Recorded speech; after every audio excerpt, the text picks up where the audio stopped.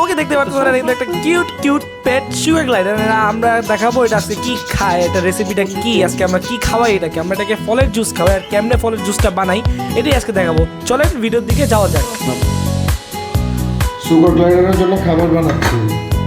ওখানে হলো তোমার বিট আছে, গাজর আছে, আপেল আছে, সাদা সাদা যেগুলো দেখা যাচ্ছে সেগুলো হচ্ছে সুগার, আর পেঁপেটা এখন কাটছি।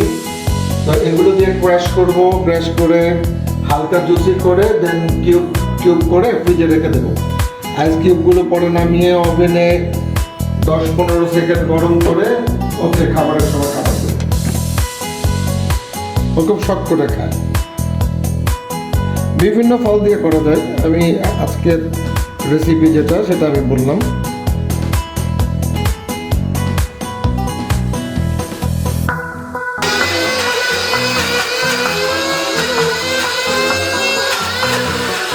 ওকে দেখতে পাচ্ছেন আমাদের জুস কিন্তু হয়ে কমপ্লিট হয়ে গেছে। আর কিছুক্ষণ পরে আমরা এটা ফ্রিজিং করে দিব, আর কিছুটা আমরা এখন সুগার গ্লাইডারকে দিব। দেন আমরা এটাকে এবার বরফ করে দেবো। আইস কিউবের যেই থাকে যেখানে বরফ জমায় আমরা ডিপে দিয়ে দেবো। ডিপে দেওয়ার পরে এখানে আমরা যখন ডিপ হয়ে যাবে দেন প্রতিদিন আমরা এখানে মাইক্রোওয়েভে গরম করে দেবো। গরম করেই আমরা সুগার গ্লাইডারকে প্রতিদিন খেতে দিই।